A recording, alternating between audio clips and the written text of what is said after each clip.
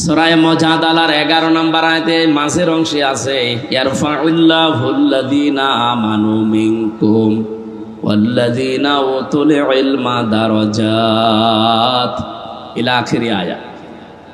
তোমাদের ভেতরে যারা ঈমান আনবে আর ঈমানের দাবি অনুযায়ী যারা জ্ঞান এলেম এগুলো অর্জন করবে, জ্ঞান অর্জন করে শেষ করে দেবে না, এর উপরে যারা কাজ করবে, আমল করবে, আল্লাহ দারাজাত বহু বচন দিয়ে জানিয়েছেন। দিন যত যাবে তাদের মর্যাদা একটার পরে একটা বাড়তেই থাকবে। এখানে প্রথম শব্দই হচ্ছে ইয়ারফা। এটা মজারে বর্তমান ভবিষ্যৎ, প্রেজেন্ট ফিউচার। টাঙ্গাইল বাসে খুব খেয়াল করে দেখেন তো, কোরআনের আয়াতে আল্লাহ দিয়েছিলেন যে দিন যত যাবে তাদের মর্যাদা আল্লাহ বাড়াতেই থাকবে, না শুধু বাড়িয়ে শেষ করে দেবে, বাড়াতেই থাকবে। দুইটা কাল আছে এর ভেতরে। ইয়াদের বাস্তব প্রমাণ এখন এই পৃথিবীতে যারা ঈমান আনার পরে এলেম জ্ঞান পাওয়ার পরে তার উপরে কাজ করেছি। আমি কয়েকজনের নাম বলছি, আপনি দেখেন তো মেলে কিনা। শহীদ আল্লামা দেলাওয়ার হোসাইন সাইদি রহমতুল্লাহ আলাইহ, এই কথা বললেন।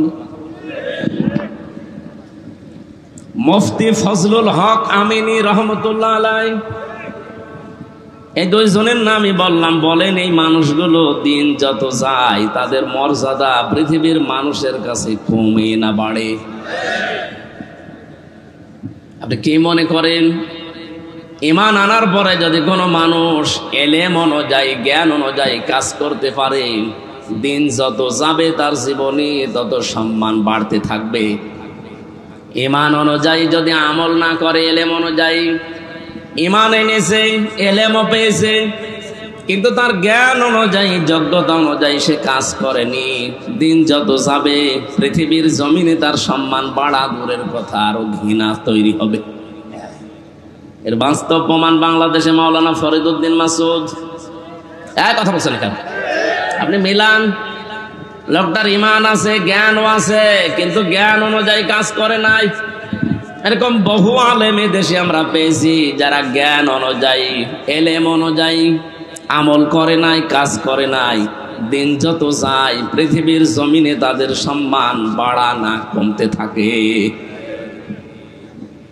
এজন্য আমাদের সম্মান মর্যাদা নির্ভর করছে এই দুইটার উপরে। ঈমান আনা লাগবে আর ঈমানটা হওয়া লাগবে নির্ভেজাল।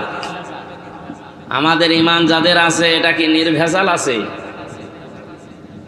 এখন এই যে যারা লক্ষ মানুষেরা কাবায় যাচ্ছে, আল্লাহ পাক বলেন ইন্না আউওয়ালা বাইতি উযিআ লিন-নাস লাল্লাযী বিবাক্কাতা মুবারাকা ওয়া হুদাল লিল আলামিন ফীহি আয়াতুম বায়্যিনাতুম মাকামু ইব্রাহিম ওয়া মান দাখালাহু কানা আমিনা। সূরা আলে ইমরানের ভেতরে আছে, কোন মানুষ যদি কাবায় প্রবেশ করে তাকে নিরাপত্তা দিয়ে কে? বলেন, জোরে বলে। আমার প্রশ্ন, বাংলাদেশ কি কাবা শরীফ? আল্লাহ যে বললেন যারা কাবায় প্রবেশ করে তাদেরকে নিরাপত্তা দেয় কে? বাংলাদেশ কি কাবা শরীফ? তাহলে এই ৫৬,০০০ বর্গ মাইল এটা নিরাপত্তার চাদরে পরিবেষ্টন করা লাগবে না? আমরা নিরাপত্তায় আছি? মনে করছে যে আগস্টের ৫ তারিখের পর থেকে সব হয়ে গেছে। কে বলেছে আপনাকে? আগে কথা বলতে দিত না, আর এখন কথা বললে শোনে না। বিষয়টা আগের চাইতে এখন আরো জটিল। আগে তো মুখে তালাবদ্ধ, কথা বলতেই পারতাম না, আর এখন কথা বললেও শোনে না।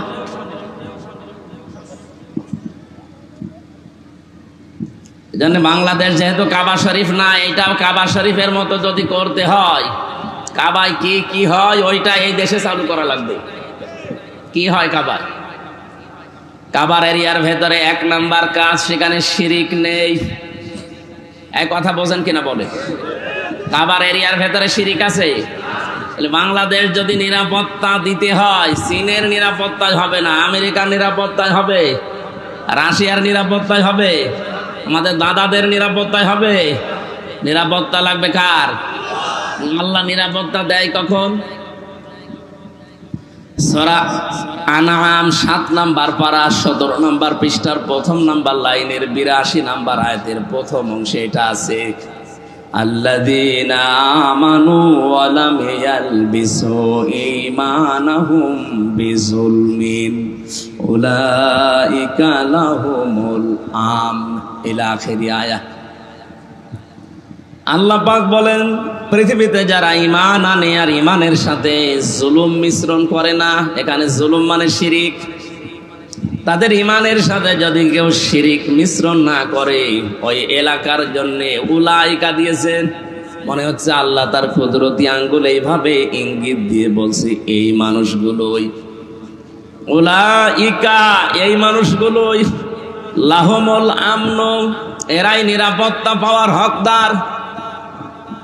টাঙ্গাইলবাসী মন থেকে বলছি, বাংলাদেশ যদি সত্যিই বহির্বিশ্ব থেকে আন্তর্জাতিক যে ষড়যন্ত্রগুলো চলছে সব কিছু থেকে নিরাপত্তার চাদরে পরিবেষ্টন করা লাগে, মাস্ট বি এই দেশের মানুষকে শিরিক মুক্ত করা লাগবে।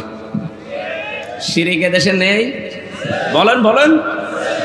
শিরিক থাকলে তো আপনাকে আল্লাহ নিরাপত্তা দেবে না। কাবার ভেতরে শিরিক নেই, এই জন্য আল্লাহ নিরাপত্তার চাদর দিয়ে বেষ্টন করে রেখেছেন। ওখানে কেউ প্রবেশ করলে সে নিরাপত্তা পেয়ে যায়। অথচ কাবার বাইরে যান, নিরাপত্তা পাওয়া দূরের কথা, সেখানেও চুরি আছে, ছিনতাই আছে, ডাকাতি আছে, মারামারি গন্ডগোল হট্টগোল হচ্ছে বাইরে। তো কাবার এরিয়ার ভেতরে প্রবেশ করলে আপনি নিরাপত্তা পেয়ে যাচ্ছেন।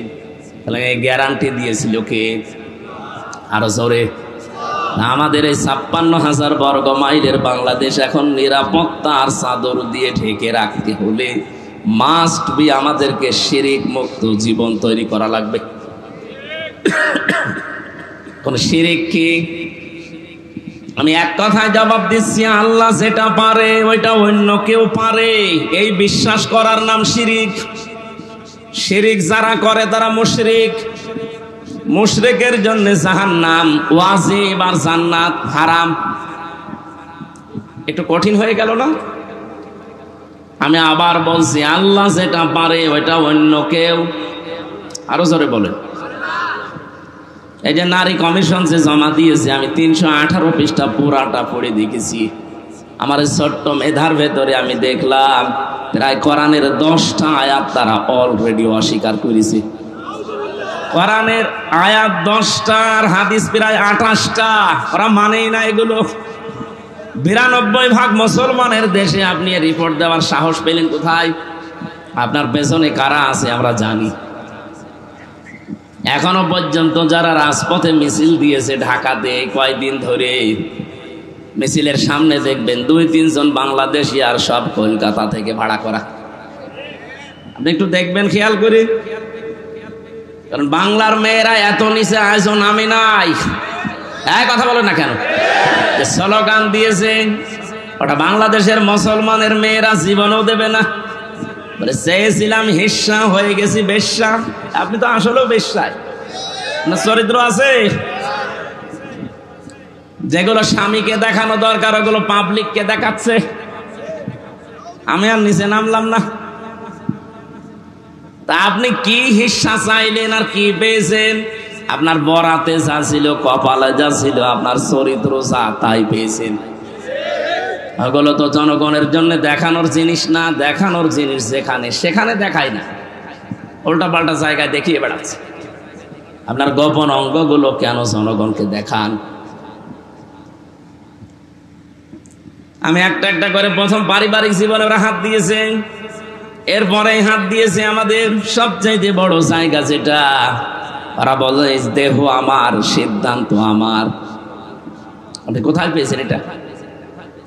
কোরআনে কারিমের প্রায় 918 জায়গায় আয়াতের বিরুদ্ধে ওরা কথা বলেছে। আলা লাহুল খালকু ওয়াল আমরু, আল্লাহ বলেন এই জমিন আমি বানিয়েছি, এখানে সিদ্ধান্ত চলবে আমার।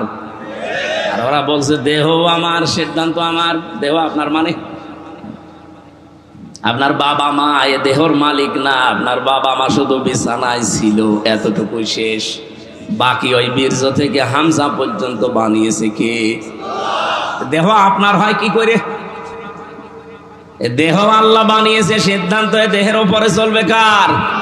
আরো জোরে। দেহ আপনার সিদ্ধান্ত, আপনার এই কথা শিরিক।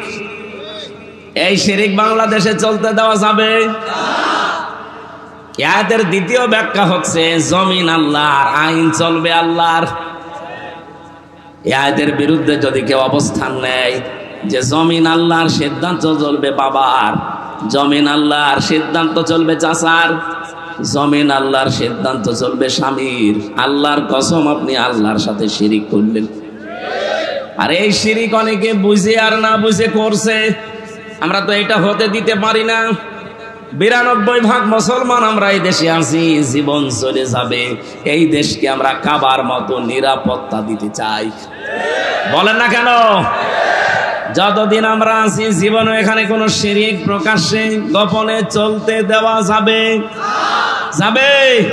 যারা করছেন তাদেরকে এই জন্য বোঝাচ্ছি, চীন, আমেরিকা, জাপান, রাশিয়া আমাদের নিরাপত্তা দিতে পারবে না, তাদেরই নিরাপত্তার গ্যারান্টি নেই।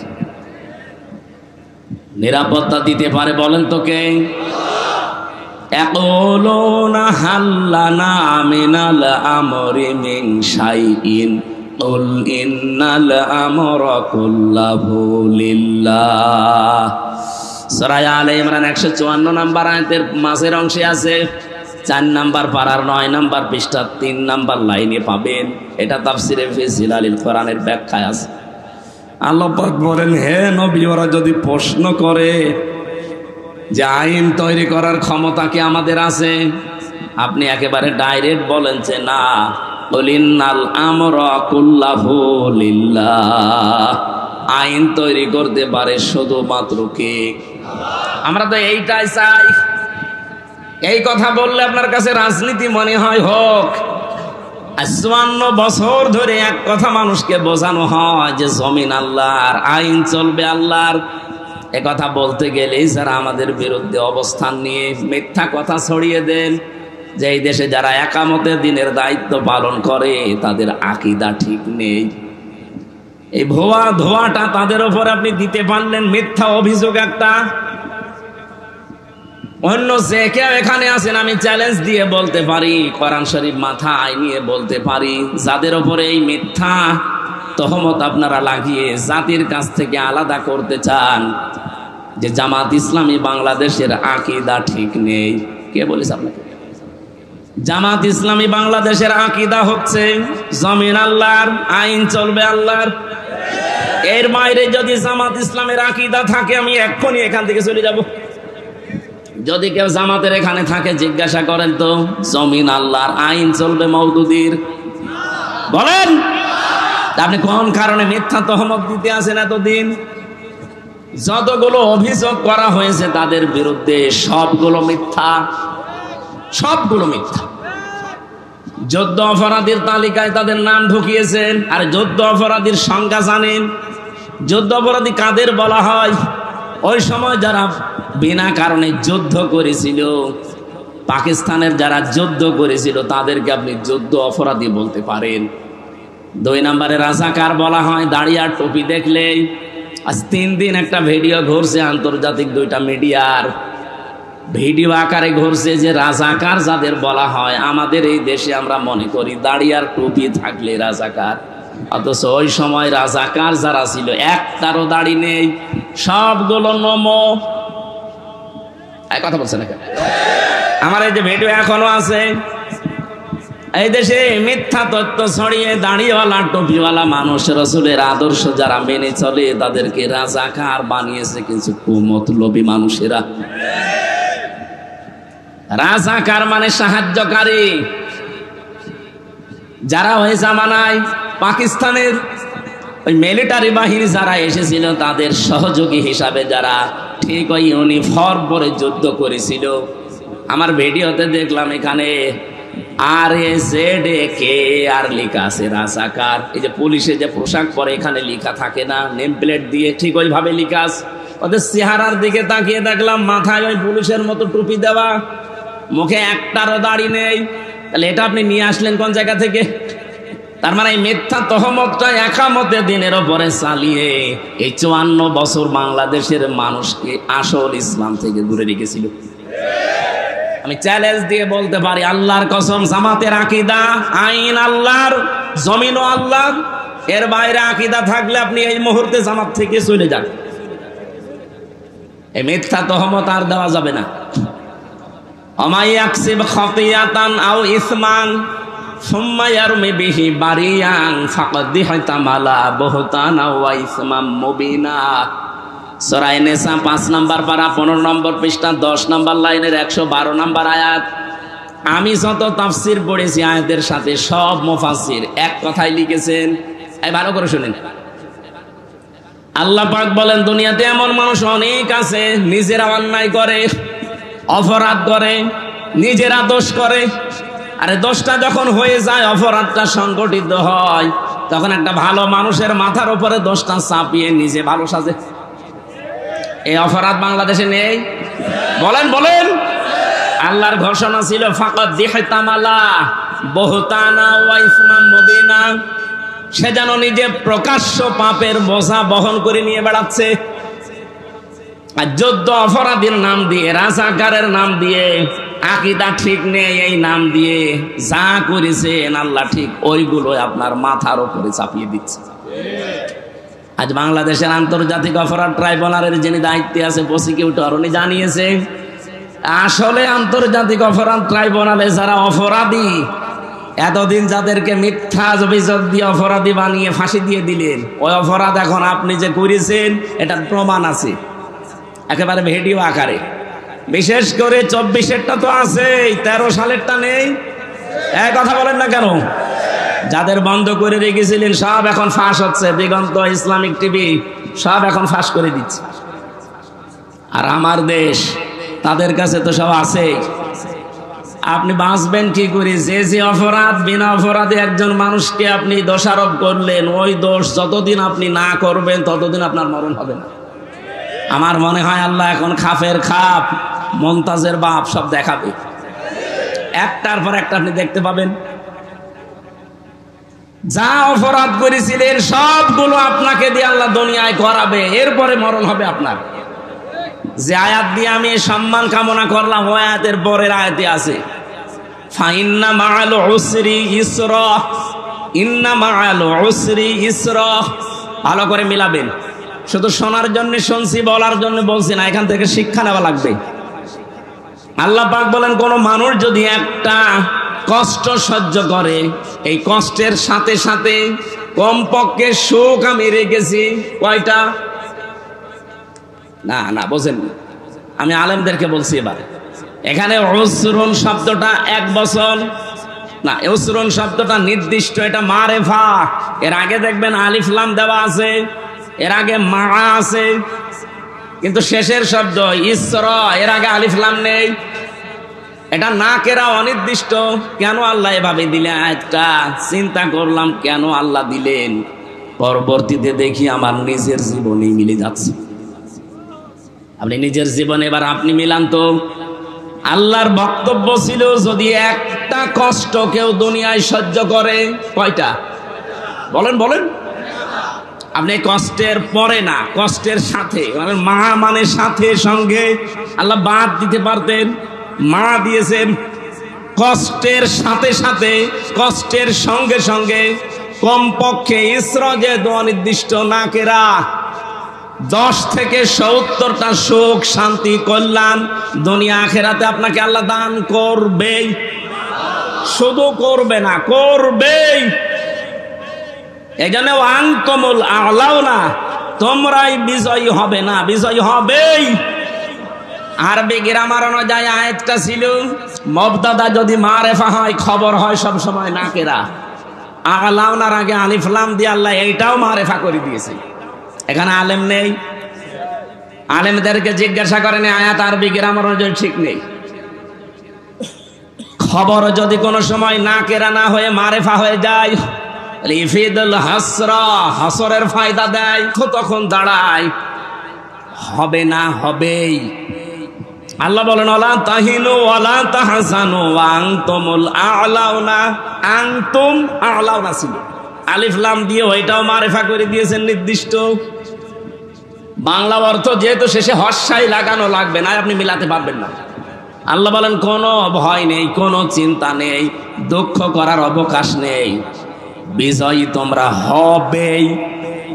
কে বলছেন? বলেন বলেন। এই জন্য আমরা যারা কষ্ট সহ্য করেছি এই 54 বছরে, আমাদের একটা কষ্টের জন্য সুখ শান্তি এর সাথে সাথে আল্লাহ রেডি করে রেখেছে কয়টা? 70টা। বলেন বলেন। আপনি এবার বলেন তো, কষ্ট সহ্য করেছেন আপনি কয় কারণে? না না, দুনিয়াতে আপনি কষ্ট সহ্য করলে একটা কষ্টে 70টা শান্তি পাবেন, সুখ পাবেন। বিষয়টা এমন না। আপনার কষ্ট যদি সহ্য করেন 3টা কারণে, কত মানুষ তো কষ্ট পায় এই 3 কারণের বাইরে। আপনার কষ্টটা যদি হয় দুনিয়ায় আল্লাহর জন্যে, রাসূলুল্লাহর জন্যে, মানবতার জন্যে, এই 3 কারণে যারা দুনিয়াতে কষ্ট পেয়েছেন, একটা, এই কষ্টের সাথে সাথে সুখ পাবেন কয়টা? আরো জোরে বলেন বলেন। এর বাইরে যদি কষ্ট আপনি পান তাহলে আপনার জন্য 70টা না, একটা সুখ শান্তি অপেক্ষা করছে। কথা আয়াতে নেই।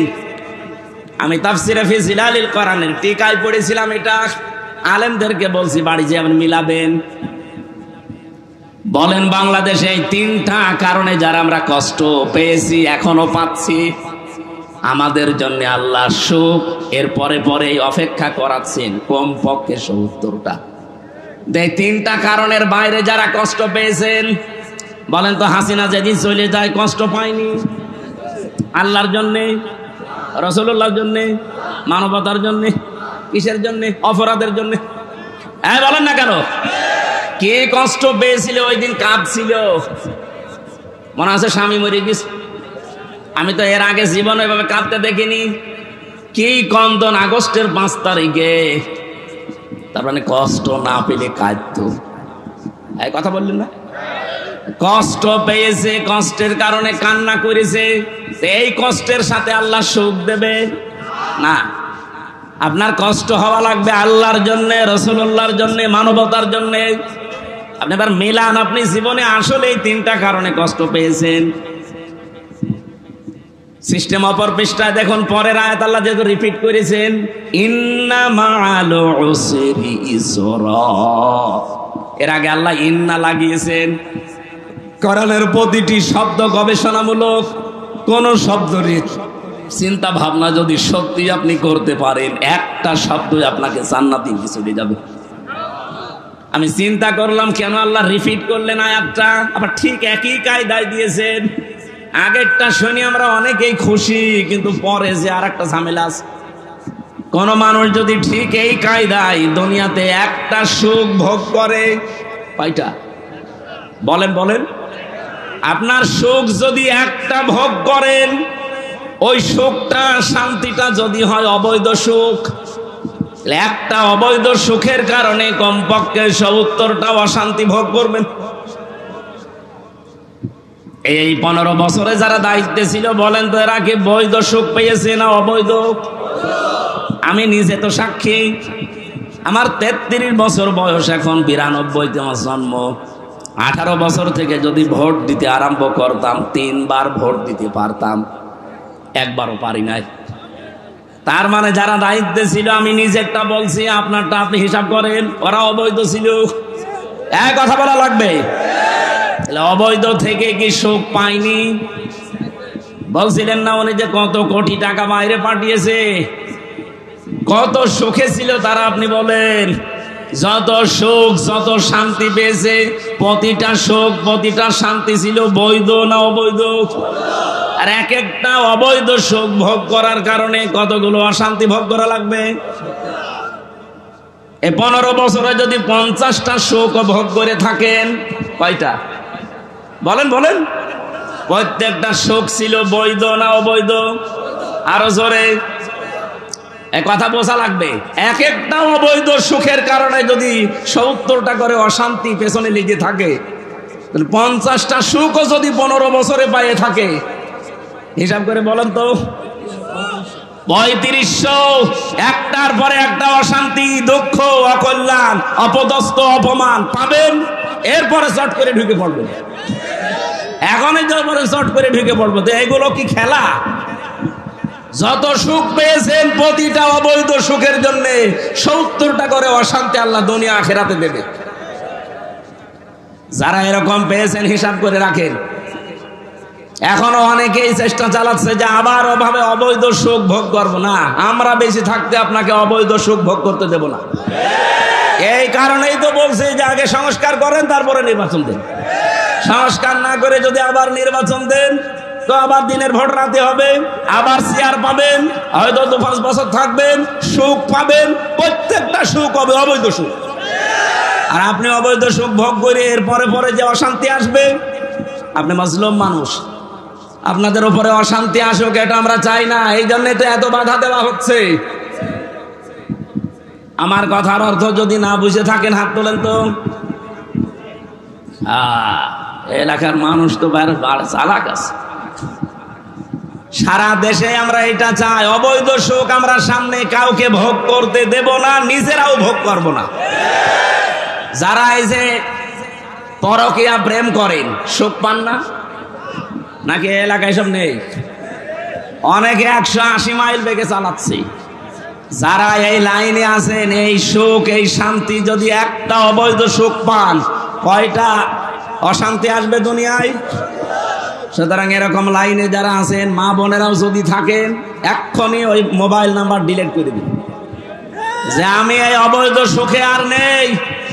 যারা রাজি আছেন হাত তোলেন তো। আরে আল্লাহ, দাঁড়িয়ে এলাম মানুষ, কার সাথে লাইন আছে না? আমি হাসির জন্য বলি নাই, আপনারা হাত তুললেন কোন কারণে ভাই? এলাকায় এসব লাইন ঘাট চলছে। যারা অবৈধ কাজে আছেন এই মুহূর্তে থেমে যান। কোন কারণে আপনি অন্যের স্ত্রীর সাথে, অন্যের মেয়ের সাথে লাইন করবেন? আপনার নিজের বৈধ স্ত্রী থাকতে আপনার স্ত্রীর ভেতরে যা আছে অন্য মেয়ে লোকের ভেতরে বেশি কিছু আছে? বলেন কোন কারণে অবৈধ কাজ করা লাগবে? বলেন না শান্তি পাই। শান্তি আপনার নিজের আসল বৈধ জায়গায় নেই। অনেকের প্রশ্ন যে বৈধ জায়গায় শান্তি পাওয়া যায় না, কারণ ওরা মন মতো চলে না। এইটা মেয়েদের দোষ।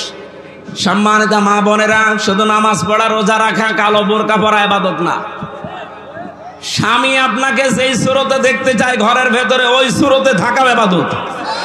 আপনার স্বামী যদি মন মানসিকতা এমন হয় যে আপনাকে খোলামেলা দেখতে চাই, থাকবেন খোলামেলা, কোনো অসুবিধা নেই। যদি বলে হাঁটা কাটা ব্লাউজ গায়ে দিলে ভালো লাগে, আপনি তাই গায়ে দেবেন। হযরতে খাদিজাতুল কুবরার জীবনী পড়েছি, জীবনে কোনোদিন 1 ওয়াক্ত নামাজ পড়েননি, একটা রোজা রাখেননি, একদিনের জন্য তিনি পর্দায় ছিলেন না। অথচ আল্লাহ নিজে তাকে সালাম দিয়েছে জীবিত অবস্থায়। জান্নাতে ঘর বানিয়ে তার জন্য আল্লাহ পাঠিয়েছে, সুসংবাদ দিয়েছে। পুরা জীবনী তার আমি পড়ে দেখেছি। এই যে বিধানগুলো তিনি মানেননি কেন? কারণ তার ইন্তেকালের পরে এগুলো সব নাজিল হয়, এই জন্য উনি মানতে পারেননি। কিন্তু আল্লাহ তাকে সালাম দেওয়া, জান্নাতে ঘর বানিয়ে পাঠিয়ে দেওয়া একটা কারণ পেয়েছি। জীবনে কোনোদিন জীবিত অবস্থায় যতদিন সংসারে ছিলেন, একদিনের জন্যও স্বামীর মনে তিনি দুঃখ দেননি, কষ্ট দেননি।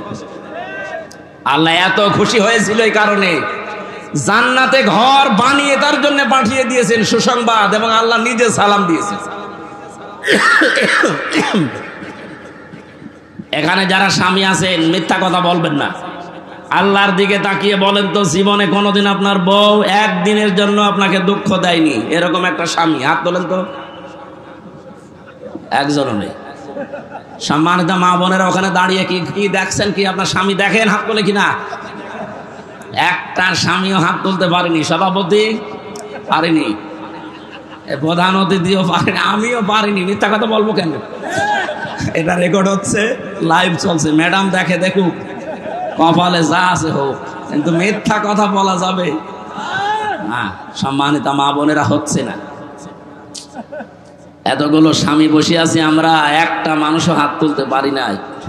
তা আপনি খাদিজার সাথে জান্নাত যাবেন কি করি? একজন বলছে ঠিক, তার মানে ও মনে হয় ঝামেলায় আছে।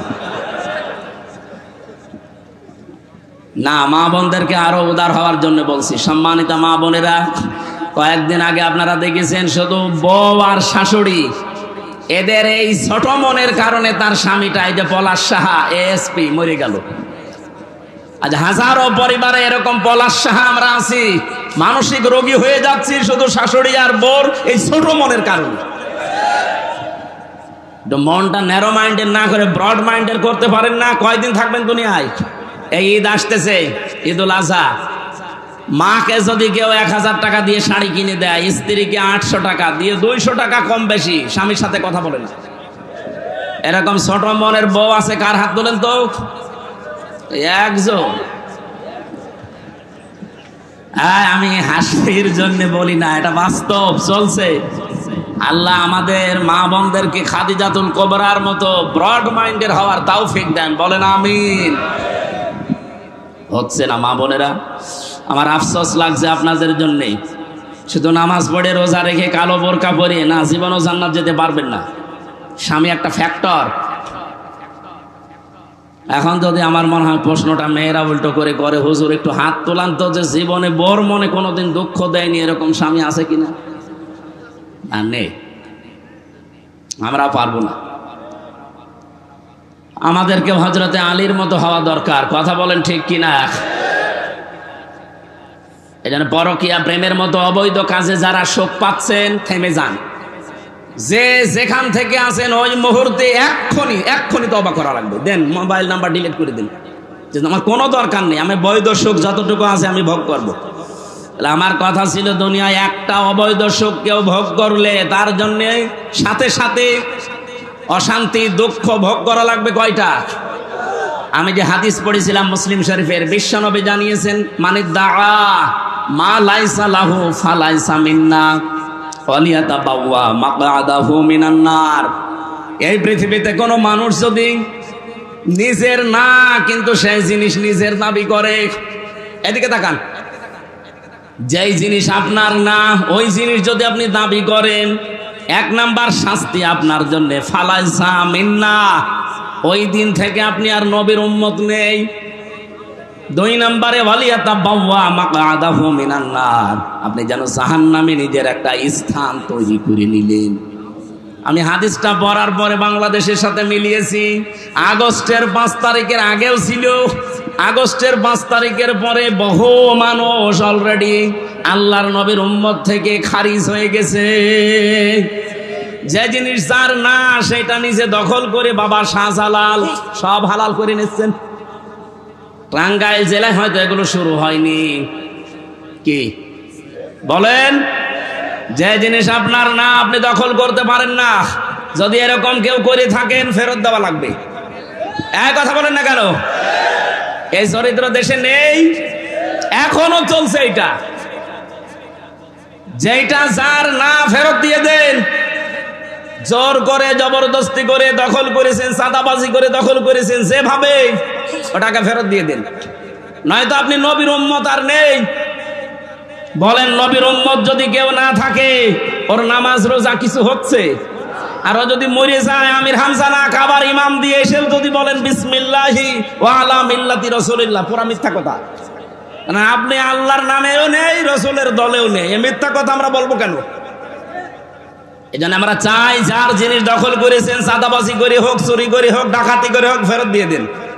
হাদিসের টিকা বলছি, এবার কোন জিনিস যদি আপনারই ছিল, আপনারটা দখল হয়ে গিয়েছিল, হাত ছাড়া হয়েছিল, সাদাবাজি করে মিথ্যা মামলা দিয়ে মিথ্যা সাক্ষী দিয়ে আপনার কাছ থেকে নিয়েছে, এখন ওইটা আপনি যদি ফেরত পান তাহলে আপনার গুনাহ নেই। কথা বোঝেননি? আপনারই ছিল, আপনারটা হারিয়েছে, দখল হয়ে গেছে, কেউ জোর করে নিয়েছিল, এখন ওইটা আপনি আবার ফেরত পেয়েছেন, তাহলে আপনি এই হাদিসের শাস্তির আওতা মুক্ত থাকবেন। বাংলাদেশ ইসলামী ব্যাংক, এটা যাদের ছিল তারা ফেরত পেয়েছে। এই কথা বললেন না? না, অনেকে কথা বলছে দেখছি, বলছে না এটাও চিন্তায় হয়ে গেছে। আপনি এত বড় মিথ্যা কথা বলেন কি করে? ব্যাংকে আপনার বাবার, যাদের ব্যাংক তারা ফেরত পেয়েছে। আপনারটা যদি এরকম হাত ছাড়া কিছু হয়ে যায়, আপনি ফেরত পান, আপনি হাদিসের শাস্তির আওতা মুক্ত থাকবেন। আমার কথার অর্থ যদি না বুঝে থাকেন, একা একা আসেন। আপনার আর কোরআন শরীফ বুখারী শরীফ দিয়ে হবে না, বাকারি লাগবে। এত সহজ বাংলায় বলার পরও খালি নিজের দিকে টানেন। মানে যেই জিনিস আপনারই ছিল কিন্তু হাত ছাড়া হয়ে গিয়েছিল, ওটা আপনি আবার ফেরত পেয়েছেন। ইসলামী ব্যাংক ঠিক ওইটাই। এই কথা বলেন না কেন? তার তারপরেও যে এখনো সব ফেরত পাওয়া যায়নি। ৭৫,০০০ কোটি টাকা ওরা এখান থেকে উল্টা পাল্টা করেছে, ওই টাকাগুলো ফেরত দেওয়া লাগবে। তাদের মাথার ঘাম পায়ে ফেলা ব্যাংক আপনার বাবার ব্যাংক, আর আপনি মিথ্যা কথা ছড়ান জাতির কাছে যে এটাও চিন্তা হয়ে গেছে। আপনারটা যদি এরকম কিছু হয়ে থাকে 15 বছরে, আপনার দোকান কেউ দখল করেছিল, আপনার জমি কেউ কেড়ে নিয়েছিল, ওটা ফেরত পেয়েছেন, ফেরত নেন, অসুবিধা নেই। আমার মনে হয় আপনি হাদিসের অর্থ বুঝেছেন। এরপরও যদি না বোঝার ভান করে থাকেন, আমার অন্তত কিছু করার নেই। কে কথা বলেন না কেন? আমার এই আয়াতের মূল কথা ছিল, একটা অবৈধ সুখ ভোগ করলে ৭০টা শান্তি একটার পর একটা আসতেই থাকবে। তা আমি জেনে শুনে আপনাকে আবার অবৈধ সুখ ভোগ করাবো মানে? আপনি তো পাগলের মতো ছুটতেছেন যে না, যেভাবেই হোক আমি আবার চাই, যেভাবেই হোক আবার চাই বললেই ২৭৩২ জন মানুষ জীবন দিয়ে গেল। এই যে জীবনের দাম নেই, এরা সংস্কারের জন্য জীবন দিয়েছে। সেই সংস্কারই যদি না হয়, আপনি খালি উল্টা পাল্টা চিন্তা করেন। আবু সাইদের জীবনের দাম ছিল না? এক কথা বলেন না কেন? তার মুগ্ধর জীবনের দাম ছিল না? ইয়ামিনের জীবনের দাম ছিল না? রায়হানের জীবনের দাম ছিল না? আপনার জীবন যেমন ভালো লাগে আপনার কাছে, তাদেরও জীবন এরকম দামি ছিল, দেওয়ালে ফিট থেকে গিয়েছিল। অনার্স মাস্টার্স করার পরে একই ক্লাসে, শুধু দলীয় পরিচয় নেই, এই জন্য তার জায়গা মতো উঠতে দেয় না। এই অফিসার দেশে ছিল কিনা? এইটাই তো দূর করার জন্য তারা জীবন দিয়ে গেল। সেইটা এখনো দূর হয়েছে না। আমরা চাই ১৬২৮ জন মানুষ দায়িত্বে ছিল, এই জালেমদেরকে যারা সহযোগিতা করেছে, টিকিয়ে রেখেছে, প্রত্যেকটা জালেম এই সবগুলো চেয়ার থেকে নামান, নিরপেক্ষ মানুষ ওখানে দেন, এরপরে কালকে নির্বাচন দিয়ে দেন। না, এগুলো কিছু না, বাবা কিচ্ছু চায় না, নির্বাচন চায়। নির্বাচন দিয়ে করবো কি? আবার দিনের ভোট রাতে হয়ে যাবে। এক লোক বিয়ে করার পরে বাসর রাতে স্ত্রী ডাক দিয়ে বলছে, স্ত্রীকে এসে দাদি শাশুড়ি বলছে, দেখো ও নাতি বউ, আমি কিন্তু পতি চাই। বউ তো লজ্জায় ডাক দিয়ে বলছে, দাদি আপনি আমার একটু সময় দেবেন না? আপনার নাতি এখনো বাড়ির বাইরে ঘরে আসে না, আর আপনি এখনই পতি চান? শাশুড়ি এসে বলছে, বৌমা আমার কিন্তু নাতি চাই। মা আপনি সময় দেবেন না? ননদার দেবর এসে বলছে, ভাবি কি করবা জানি না, আমাদের কিন্তু ভাতিজা চাই। আচ্ছা ঠিক আছে, সময় দাও। স্বামী এবার এসে বলছে, বউ আমার বেবি চাই। ও ঘোমটা ফেলে দিয়ে বলছে, ওই বংশ কি সব পাগলের বংশ? কারো পতি চাই, নাতি চাই, বেবি চাই, কারো ভাতিজা চাই। আমরা সময় দেবেন না? 10 মাস 10 দিন সময় দেন, এরপরে বাকি কাজ কারবার ঠিক হোক। কিছুই নেই, এসে আপনি বসে পড়লেন আর সব চাই আমি কি ডাউনলোড করে নিয়ে আসবো? ঠিক আমাদের অবস্থা এখন এই পর্যায়ে আছি, আমরা কিচ্ছু চাই না। বাবা কি চাও? নির্বাচন চাই। আরে নির্বাচন তো আমরাও চাই।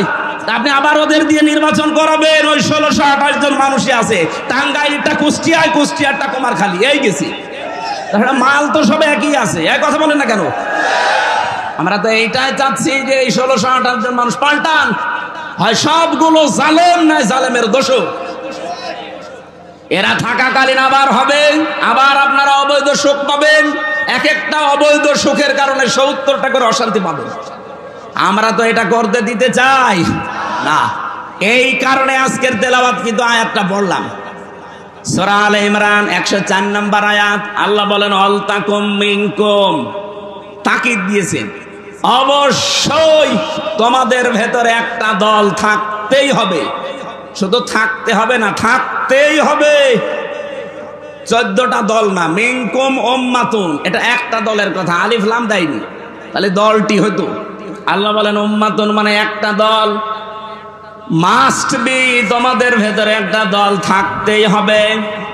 কি করবে সেই দলের মানুষেরা? ইয়াদউনা ইলাল খায়র, তারা ভালো কাজে ডাকবে। এখন ভালো কাজ কি? বাংলাদেশে তো এই শব্দটা নিয়ে ভেজাল আছে। ভালো কাজ আমরা মনে করি মসজিদে আসেন, একটু সেজদা দেন, জীবন চিল্লায় চলে যায়, চলেন, ভালো কাজ হয়ে গেল না। পীর সাহেবের দরবারের দিকে হাজারো মানুষ আমরা ডাকছি। এদেশে যারা একামতে দিন দায়িত্ব পালন করে, আসেন আপনি এ দলে আসেন, মিছিলে যাই, মিটিং করি, ভালো কাজ। কোনটা ভালো কাজ এ কথা দুনিয়ার মানুষের কাছে নিতে যাবেন, ও নিজের দিকে টেনে নেবে। ভালো কাজ কোনটা এ কথা বলবে কে? বলেন বলেন। এ পৃথিবীতে সবচাইতে ভালো কাজ কোনটা? সূরা সফের ভেতরে আমার আল্লাহ নিজে বর্ণনা দিচ্ছেন, যালিকুম খায়রুল লাকুম। আল্লাহ বলেন এইটাই ভালো কাজ। এইটাই বলেন বলেন, ভালো কাজ কোনটা? এতটুকু আবার শেষ করেননি। যালিকুম খায়রুল লাকুম, এইটাই ভালো কাজ। ইন কুনতুম তা'লামুন, যদি বুঝে থাকো। কি বুঝিয়েছেন আল্লাহ? এর আগের শব্দগুলো জান। হাল আদুল্লুকুম আলা তিজারাতিন তুনজিকুম মিন আযাবিন আলীম। আমি কেমন একটা ব্যবসার দালালাত করব। দালালাত মানে ইঙ্গিত দেওয়া, দালালাত মানে জানিয়ে দেওয়া, দালালাত মানে ঘোষণা দেওয়া। আল্লাহ পাক বলেন আমি কি এমন একটা ব্যবসার কথা জানাবো যেটা করলে জাহান্নামে যাওয়া লাগবে না। তো উমিনুনা বিল্লাহি ওয়া রাসূলিহি ওয়া তুজাহিদুনা ফি সাবিলিল্লাহ বিআমওয়ালিকুম ওয়া আনফুসিকুম। আল্লাহর প্রতি ঈমান আনার পর, রাসূলের উপরে ঈমান আনার পর, এই দুইটা দাবিকে সামনে নিয়ে জান আর মাল আল্লাহর রাস্তায় জিহাদের মাধ্যমে যারা চেষ্টা চালাবে। জিহাদ মানে কিন্তু শুধু মারামারি করা না, সর্বাত্মক প্রচেষ্টা চালানোর নাম জিহাদ। এই তিনটা মূলধন নিয়ে, পুঁজি নিয়ে যারা এগিয়ে যাবে, আল্লাহ বলেন এইটাই ভালো কাজ। তাহলে পৃথিবীতে যত ভালো কাজ আছে, বলেন তো ভালো কাজ কোনটা? এ ব্যাখ্যা দুনিয়ার মানুষের কাছে যাওয়া লাগবে। আল্লাহ বলছেন যারা আমার প্রতি ঈমান আনে, ঈমানের সাথে কোনো শিরিক মিশ্রণ করে না, জুলুম মিশ্রণ করে না, আমার রাসূলের প্রতি ঈমান আনে, তার ওই 63 বছরের জীবনের 23 বছর যারা পঙ্খানো মেনে চলে। বাংলাদেশে বহু মানুষ শুধু রসুলের 13 বছর মানতে চায়। ওই যে মক্কার জীবনে মার খেয়েছে, কিন্তু মদিনার জীবনে যে 10 বছর তিনি রাষ্ট্রপতি ছিলেন, এইটার কথা বলতে গেলে বলে এটা দুনিয়ার কাজ, এটা রাজনীতি। এরকম মানুষ দেশে নেই? বলেন বলেন।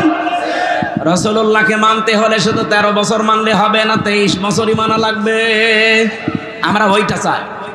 যেহেতু 13 বছর রাসূলুল্লাহ মার খেয়েছিলেন, 10 বছর রাষ্ট্রপ্রধান ছিলেন, আমরা অলরেডি 15 বছর মার খেয়েছি। 10 বছর এখন কোরআন দিয়ে দেশ চালাতে চাই। আগামীতে নির্বাচনে 300 এমপি, 151 জন মানুষ যদি আলামিন ভাইয়ের মতো কোরআন বুকে নিয়ে সংসদে যেতে পারে, ওনারা যদি প্রথম অধিবেশনে বলে মাননীয় স্পিকার আমরা নামাজের বিল চাই, আমরা যাকাতের বিল চাই, শফিকুল ইসলাম খান 300-র ভেতরে মাত্র 151 জন যদি কোরআন শরীফ বুকে নিয়ে ঢুকতে পারে, প্রথম দিনই উনি বলবে যে হাত তোলেন। এরকম শফিক ভাইয়ের মতো 151 জন যদি হাত তোলে, ওই বিলটা কায়েম হয়ে যাবে। ওই দিন থেকে 18 কোটি মানুষ নামাজ আদায় করবে, যাকাত দিতে বাধ্য হবে, রাষ্ট্রীয়ভাবে আদায় করা হবে। আপনি ভোট দিয়েছিলেন শফিক ভাইকে একটা, প্রতিদিন আপনি 18 কোটি মানুষ নামাজ পড়লে যা হয় ওই পরিমাণ সওয়াব প্রতিদিন পাবেন। আমাদের হায়াত অল্প, কাজ বেশি করা লাগবে। আবু বকর সিদ্দিক রাদিয়াল্লাহু তাআলা আনহু তিনি কোরআন শরীফ এক জায়গায় করেছিলেন, যে কিয়ামত পর্যন্ত যারা কোরআন পড়বে অটোমেটিক 10টা করে নেকি তার আমলনামা আল্লাহ পৌঁছিয়ে দেবে। কিয়ামতে সবচেয়ে বেশি নেকি হবে তার। আমরাও আমাদের এই সময়টা কাজে লাগাতে চাই। শফিক সাহেবের মতো বাংলাদেশে যারা কোরআন বুকে নিয়ে যেতে পারে, আমি এখানে দল বেদল রাজনীতি বুঝি না, আমরা চাই এই দেশে কোরআনের এই 4টা বিধান, আল্লাযীনা ইম্মাক্কান্নাহুম ফিল আরদ আকামুস সালাত ওয়া আতাউজ যাকাত ওয়া আমারু বিল মারুফ ওয়া নাহাউ আনিল মুনকার। এই 4টা কাজ যারা জারি করতে চাই, আমরা তাদের পেছনে আছি কোরআনের নির্দেশের কারণে। কোরআনের নির্দেশ না থাকলে জীবনও আমরা এই কথাগুলো শুনতামও না, মানতামও না। এই কথা বলে না কেন? আমরা শুধু মানতে চাচ্ছি আমার আল্লাহর কথা। 151 জন সত্যি কথা বলেন তো, যদি যেতে পারে দেশের চিত্র পাল্টিয়ে যাবে না? চুরি হবে না, ডাকাতি হবে না, ছিনতাই নেই, চাঁদাবাজি নেই, এ দেশটা আল্লাহর কসম দাঁড়িয়ে যাবে। কয়েকদিন আগে আমি মালয়েশিয়া ছিলাম, ওরা 2004 সাল থেকে দাঁড়িয়ে গেছে। সিঙ্গাপুর ওখানে গিয়েছিলাম, ওরাও 2005 সাল থেকে দাঁড়িয়ে গেছে। এতটুকু একটা দেশ, এই টাঙ্গাইলের মনে হয় 4 ভাগের 1 ভাগ। এই সিঙ্গাপুর, এই দিক ওদিকে মাত্র 42 কিলো। এতটুকু একটা দেশ, আজ বিশ্বে 257টা দেশের ভেতরে আমার মনে হয় 10টা দেশ থাকলে তারা একটা। আপনাকে গোনা লাগবে তাদের। তারা যদি আজ দাঁড়িয়ে যেতে পারে, চুরি নেই, ডাকাতি নেই, আইনের শাসন আছে। আর আমাদের দেশের সামনে শুধু আইনের শাসন না, কোরআনের শাসন আসতেছে। এ দেশটা সোনায় সোহাগা হয়ে যাবে। আমি গ্যারান্টি দিচ্ছি, দেশ আল্লাহর কসম দাঁড়িয়ে যাবে। আগস্টের 5 তারিখের আগ পর্যন্ত একটা রিপোর্ট ছিল, এ দেশে মাত্র 100 জনের 15 জন মানুষ বলতো আমরা ইসলাম চাই। তার ভেতরে মাসুদ সাহেব একজন, মাত্র 15 জন। এখন এই যে মে মাসের আজকে 21 তারিখ, 15 তারিখের রিপোর্ট দেখেন, খ্রিস্টানরা বানিয়েছে, মাইক্রোসফট খ্রিস্টানরা এই রিপোর্ট নামাম দুনিয়া মিলে বানিয়েছে 257টা দেশ দেখে। বাংলাদেশের রিপোর্ট তাদের এই যে এই দেশে এখন 100 জনের 77 জন মানুষ বলছে আমরা ইসলাম চাই। খ্রিস্টানরা আমাদের ভালো চাই, আমাদের বিপক্ষে যা আছে সেই কথা বলে, কিন্তু এটা বলতে বাধ্য হচ্ছে। 100 জনের 77 জন মানুষ এখন চাচ্ছে যে আমরা ইসলাম চাই। গোবিন্দ পরামানিক পর্যন্ত, এই হিন্দু বেটা পর্যন্ত বলছে দেশে যদি ইসলাম আসে সবচাইতে বেশি নিরাপদে আমরা থাকতে পারবো। সুবহানাল্লাহ বলতে পারেন নাই? আমরা এটার সামনে এটা দেখাতে চাচ্ছি। এই জন্যই তো কল্যাণের দিকে ডাকি মানুষকে, আসেন, এইটাই আসল কল্যাণ। যতদিন আল্লাহর দ্বীন দেশে কায়েম না হবে, আপনি কখনো পূর্ণাঙ্গ ইসলাম মানতে পারবেন না।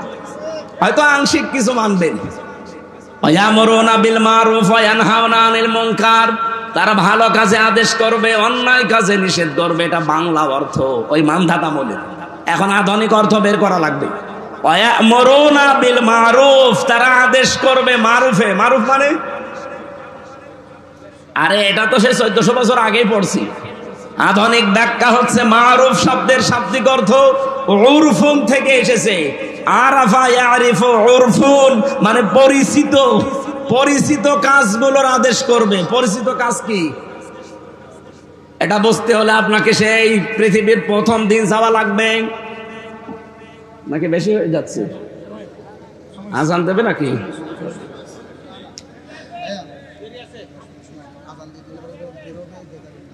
সম্মানিত ভাইরা, এই যে মারেফা উরফুন, এরপরে এনহামনা, ভালো কাজের আদেশ বলতে ভালো কাজের আদেশ পুরা কোরআনে 722 জায়গায় আমি এই ছোট্ট মাথার ভেতরে পেয়েছি। ভালো কাজের আদেশ বাংলাদেশে নেই, আছে ভালো কাজের অনুরোধ। কোরআন শরীফে কোন জায়গায় ভালো কাজের অনুরোধ আছে পাবেন? বলেন। প্রত্যেকটা জায়গায় আছে ভালো কাজের আদেশ দাও, আর আদেশ দিতে হলে এরকম জায়গায় থাকা লাগে। ইসলাম আজ 54 বছর এরকম জায়গায় আছে। এই জন্যই তো এই দেশে ভালো কাজের অনুরোধ আছে, আদেশ নেই। এই জন্য এমন একটা দল থাকা লাগবে, সেই দল কল্যাণের দিকে ডাকবে, ভালো কাজের আদেশ দেবে। ভালো কাজের আদেশ দিতে হলে চেয়ার লাগবে না? সেই চেয়ারে তোলার জন্য যদি মাসুদ সাহেব, খান সাহেবকে আমরা চাই, আপনি এটাকে রাজনীতি মনে করেন? মানে আপনি তো চেয়ারে বসলে দুর্নীতি করবেন। মাসুদ সাহেব যাকে দেখে রাজনীতি করে, সেই মাওলানা নিজামী রহমতুল্লাহ আলাইহি মন্ত্রী ছিলেন। 5 বছর মন্ত্রণালয়ে যাওয়ার পরে 26 টাকা বেঁচেছিল, ফেরত দিয়েছে। আপনি দেখান তো, দেখান আপনি। আপনি এরপরও আর কি ওয়াজ চান যে এরপরও আমাদের দেখানো লাগবে? দেখানো লাগবে, সে জায়গায় পৌঁছিয়ে দেন, আপনাকে দেখাবো। আমি সেদিন সিঙ্গাপুরে নামছিলাম হোটেল থেকে, দেখি নিচে 2 জন বসে আছে, চা খাচ্ছে। কি ভাই এখানে? হুজুর আমরা আগেই পালিয়েছি। আপনি পালালেন কেন? আপনারা তো 620টা বাড়ি বানিয়েছেন, এখানে পালিয়ে আছেন মানে? নিচে নামে না, ভয়তে আছে।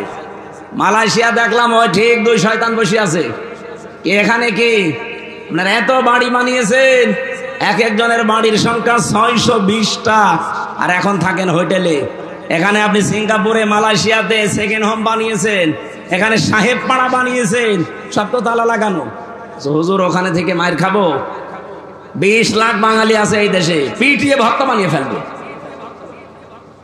এমন জীবন আপনি কেন তৈরি করবেন যে আপনারা জনগণ দেখলেই জুতা মারতে চাই?